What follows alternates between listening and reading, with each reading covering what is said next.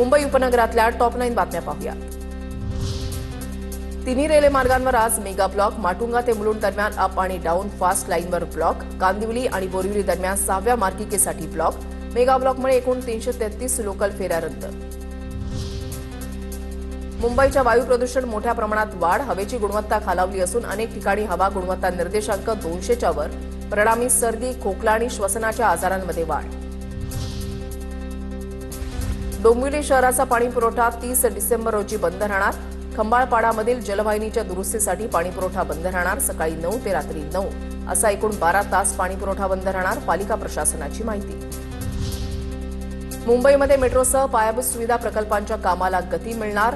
एमएमआरडीएच्या प्रकल्पांसाठी 803 कोटी रुपये मंजूर। मुंबई महानगरामध्ये 337 किलोमीटर लांबीचं मेट्रो जाळं उभारलं जाणार। मुंबई पालिकेनं 8000 बॅनर हटवले। जाहिरातींसाठी सार्वजनिक मालकीच्या जागांचा अधिक वापर। लवकरच कारवाईला अधिक वेग। मुंबईमध्ये 31ला धिंगाणा घालाल तर हॅपी न्यू इयर कोठडीमध्ये होणार। 31 आणि नवीन वर्षाच्या पार्श्वभूमीवर मुंबई पोलिसांच्या अंमली पदार्थ विरोधी विभागाची गस्त वाढवण्यात आली। बदलापूरमध्ये बस चालकावर बस थांबून हल्ला। प्रवाशांच्या सतर्कतेमुळे अनर्थ टळला। बदलापुरातील उल्हास नदीच्या पुलावरची घटना।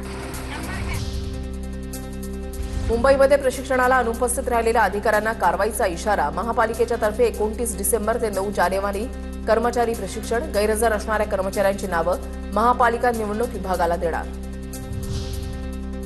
मुंबईमध्ये 108 रुग्णवाहिकेची सेवा रुग्णांसाठी जीवनरेखा ठरतीये। 2014 ते 2025 पर्यंत राज्यामध्ये 1,09,14,055 रुग्णांनी या रुग्णवाहिकेचा घेतला लाभ। त्यात मुंबईतील 10 लाखांहून अधिक नागरिकांचा समावेश।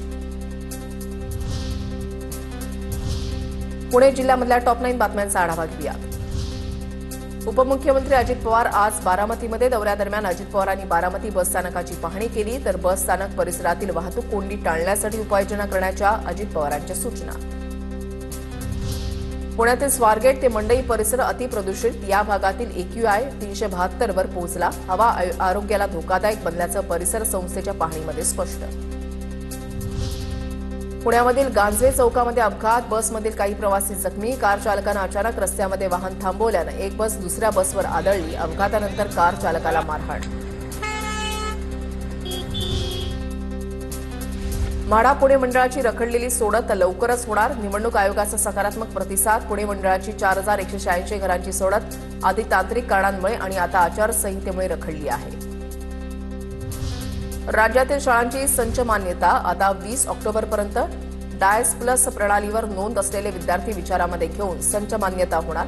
आधार वैध विद्यार्थ्यांचीच संख्या विचारात घेतली जाणार, शिक्षण विभागाची माहिती। चारित्र्याचा संशय आणि मूल होत नसल्याच्या कारणातून पत्नीची गळा आवळून हत्या। पुण्याच्या फुरसुंगी परिसरामधली घटना। हत्या करत पती स्वतःहून हडपसर पोलीस ठाण्यामध्ये हजर।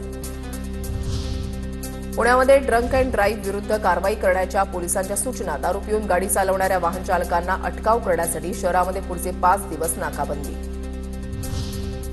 पुणे महापालिकेच्या निवडणुकीसाठी आतापर्यंत 25 जणांचे उमेदवारी अर्ज दाखल, तर 1206 जणांनी अर्ज घेतले विकत। प्रमुख राजकीय पक्षांनी अद्यापही उमेदवारी यादी जाहीर केलेली नाही।